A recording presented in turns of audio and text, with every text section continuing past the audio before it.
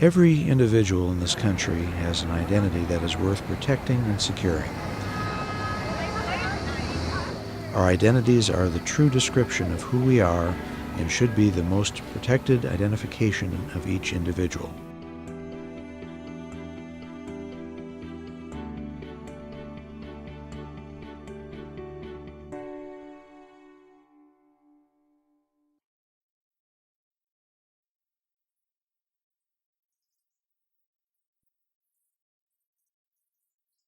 In our quietest moments, the theft of our identities can be at its worst.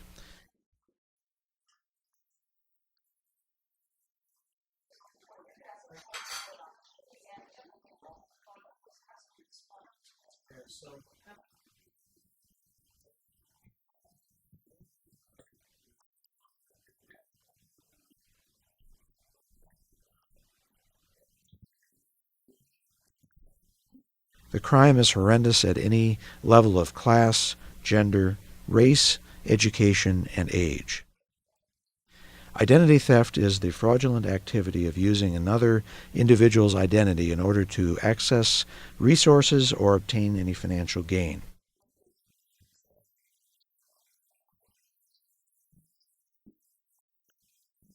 Every day we expose our identities with thousands of unsecured, dangerous activities without ever knowing when our identities have been compromised.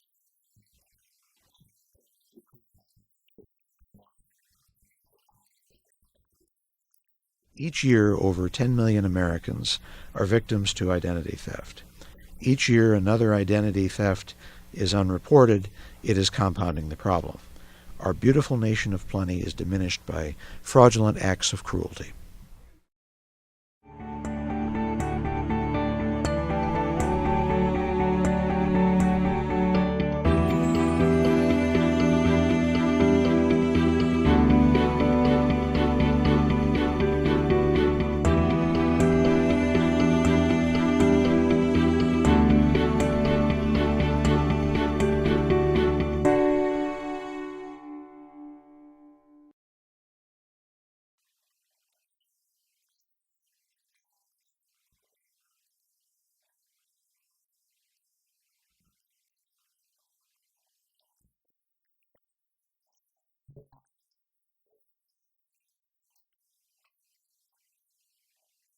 These crimes can be the most fiendish, secretive crimes and can begin right in our own homes.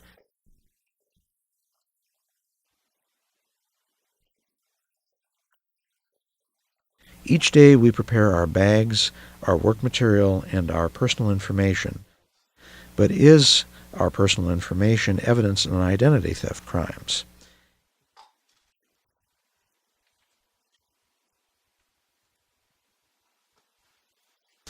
Any personal financial account information should be locked away in your home.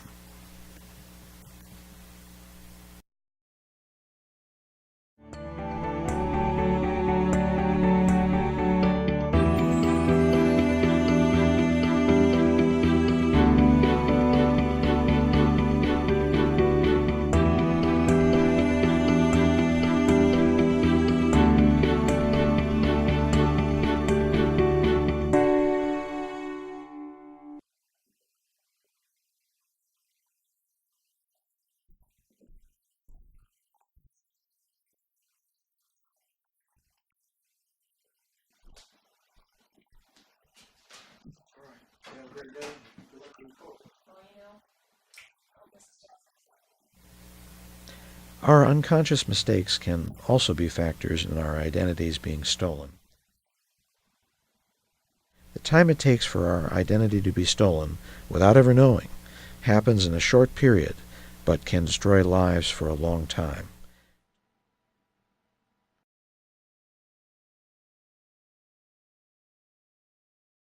There are a number of ways that technology has really impacted the opportunity for identity theft. One is, of course, what we call phishing. And it's surprising to me that people still fall victim to this. Everyone now is using email for their personal lives as well as their commercial and financial lives, and so it's not uncommon for identity theft thieves to send perhaps an email saying, we think there's a problem with your account, we think there's a problem with your order, would you please reply to this email and email us your name, address, phone number, and your account information.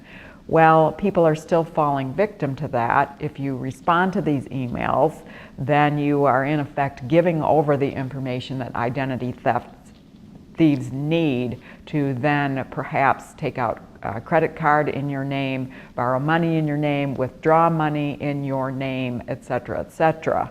One way you can tell that the email is not legitimate is there will often be misspellings, typos, the grammar is not quite right. So that is a clue right there. So they can, through cutting and pasting from the legitimate website on the internet, make it look like this is a bona fide request when in fact it has not being generated from the real company.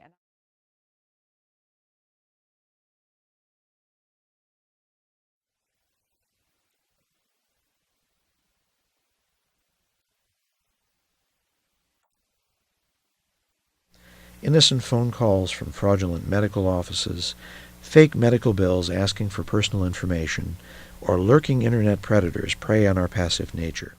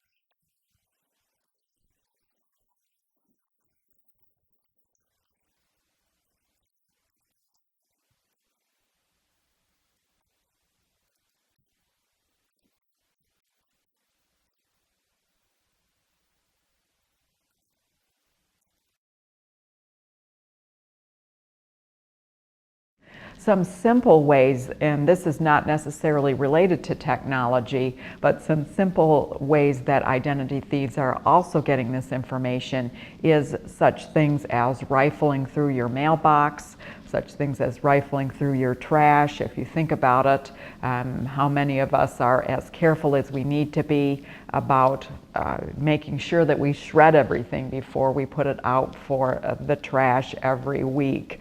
And that's another rich source of information about your account, how much money you have, your name, your address, birthday, whatever it might be. So it does not necessarily have to be driven by technology in order for you to find yourself a victim of identity theft.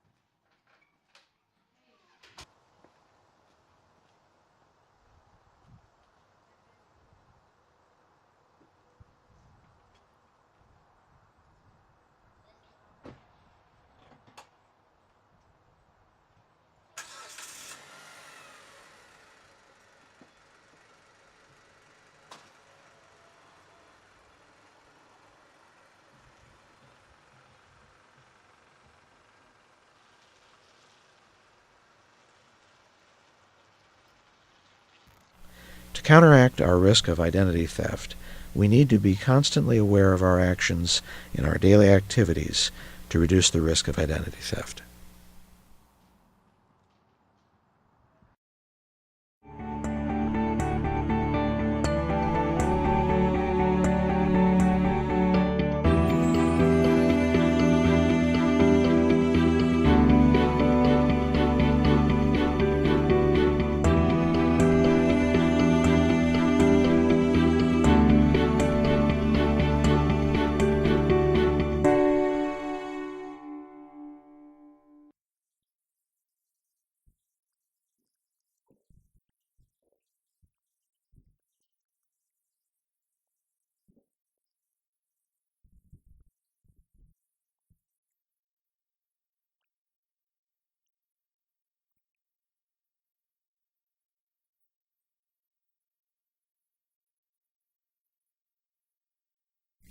Prevention is the best defense for identity theft.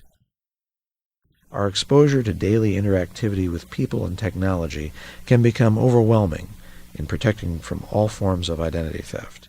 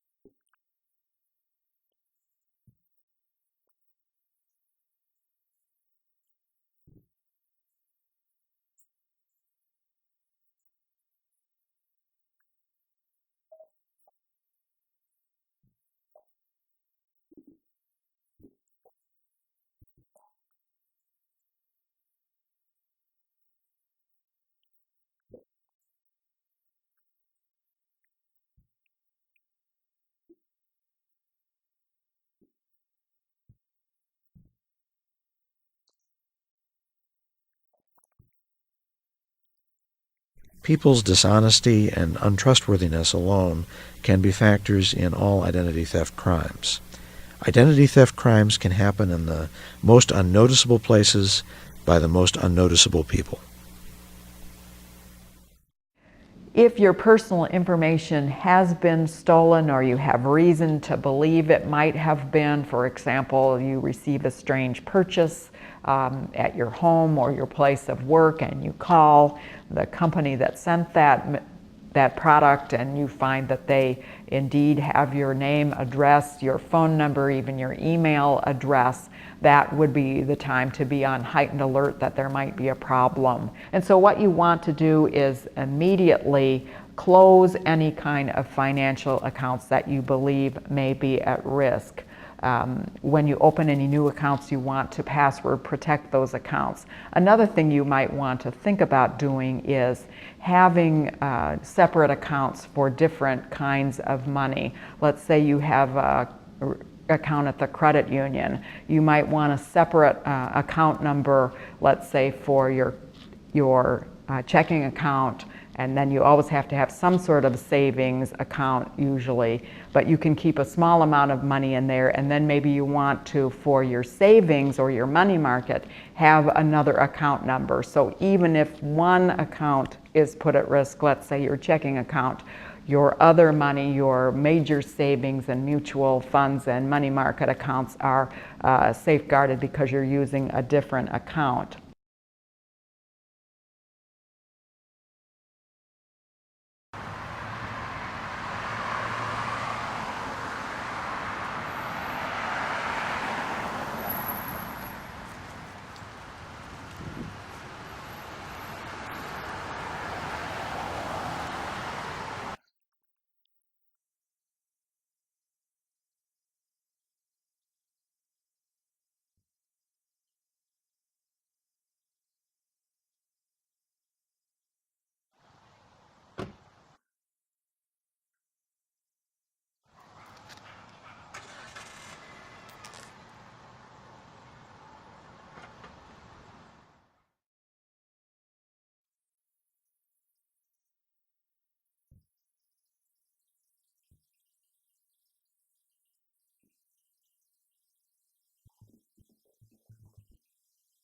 Another way that financial information can be taken is using the ATM machine. Be sure that you don't leave the little slips lying around. Be sure when you're using the machine, someone is not right there. There have been some scams too where cameras have been mounted or someone is nearby with a cell phone and is maybe using the cell phone's camera features to record as you punch in your account information. Take your withdrawal slip or your balance slip, whatever it might be, with you.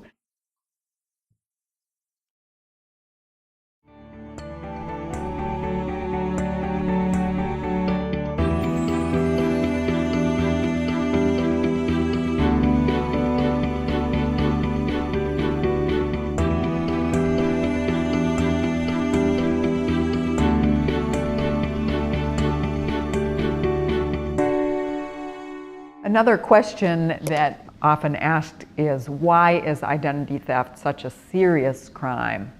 And I think not only is it serious because certainly people have found themselves victims, whether it be something like their credit card information is stolen and large purchases are suddenly appearing on their account, whether money is withdrawn from their bank account. And some of those things can even develop into much more serious kinds of issues. But another reason why identity theft is such a serious crime is the victim of identity theft is very much going to be the one bearing the burden to correct this issue.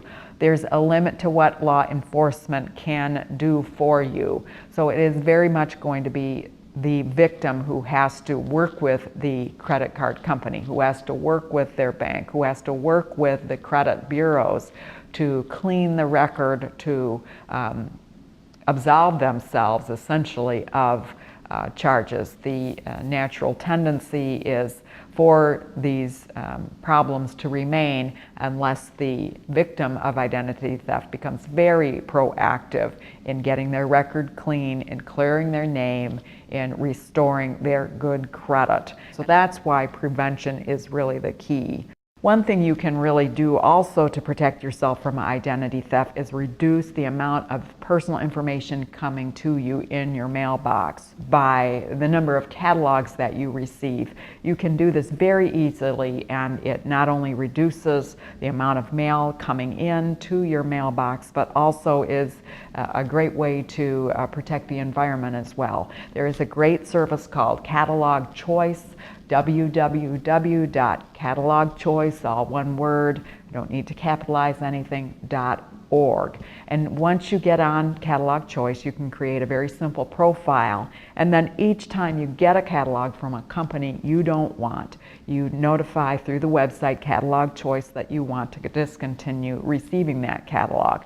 They will then work with the vendor that is sending that catalog to try and discontinue that catalog for you. You can significantly reduce the number of catalogs you're receiving. Why is that an issue? Well, a catalog will have your name, your address, and also a customer number on there. And to the extent that that would reveal or someone uses that information to place orders in your name, that's one way to reduce that. The other important thing you can do, and this is based on some federal legislation, is to request free copies of your credit reports. You are allowed under federal law to have a free report from each of the 3 credit bureaus every year on an annual basis. There's an official website to do this. Be very, very careful that you use the official website for this. There are a lot of other companies out there that purport to do this for you, and then they'll try to charge you extra or try to convince you you need additional services. What you can do is either request a free report from all 3 credit bureaus at the same time, or you could spread it out throughout the year. So maybe every 4 months you request from one, and then another 4 months you request from another, and then the last part of the year you request from the 3rd credit bureau. Then when you get these reports, check everything very carefully. And this is your opportunity to correct errors, to dispute things where you feel there is erroneous information there. Also, take this opportunity to, as much as possible, any credit cards that you really are not using at all, this might be an opportunity to cancel those as well. So what you're doing in this process is you're first cleaning up your credit report, making sure it's accurate, verifying any information, working with the credit report company to make sure that, again, they don't have erroneous information there. Then once you've done that, I would encourage you to implement the credit freeze. It's a wonderful program that Indiana has put into place for its citizens. A number of states already have this, but what you can do is you can go on the Indiana Attorney General's website, and the Attorney General has a nice description of this process and also has template letters you can use. And what you do is you have a letter for each of the 3 major credit bureaus. These are the organizations that anyone who is going to offer you credit or a loan or some other kind of advance will check first to determine your credit worthiness, and then also what your interest rate will be. And by sending these letters, then you can either put a 5-year or permanent freeze on your credit reports. So people without your permission cannot request and look at your credit information with the 3 credit bureaus. This will significantly reduce, of course, the offers you're getting, because if you have not given permission for a company to receive the information about your credit worthiness, they are not now allowed to receive your credit report. They will not be able to issue credit to you. And certainly a person who is trying to do this and establish an identity, taking over your identity, will not be able to get that information and take out credit in your name. Another important point that I don't think people think about is the extent to which dishonest employees of particular companies might in fact be the vehicle by which you find yourself a victim of identity theft. There are devices out there that allow your credit card to be swiped, and these are just little pocket devices, and the person can have that. Let's say it's a waiter or waiter at a restaurant. He or she can quickly swipe your card, go off to the register, process your bill, brings back your slip, and you sign, and you've enjoyed your meal, and so off you go.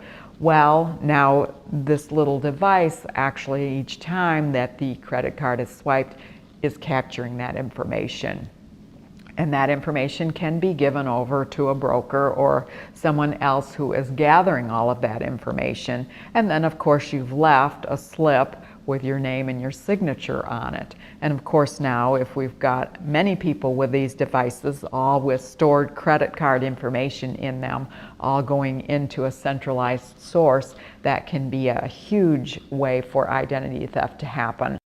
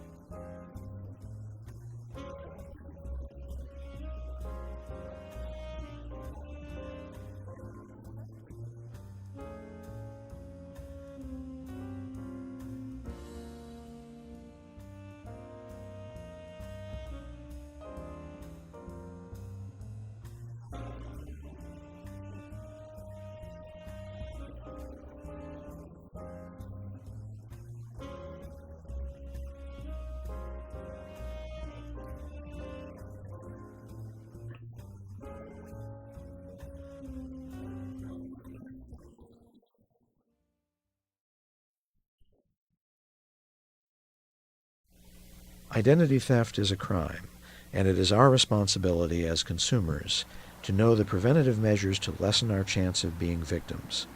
Remember, anyone can be a victim of identity theft, young, old, alive, and deceased. Get copies of your yearly credit reports.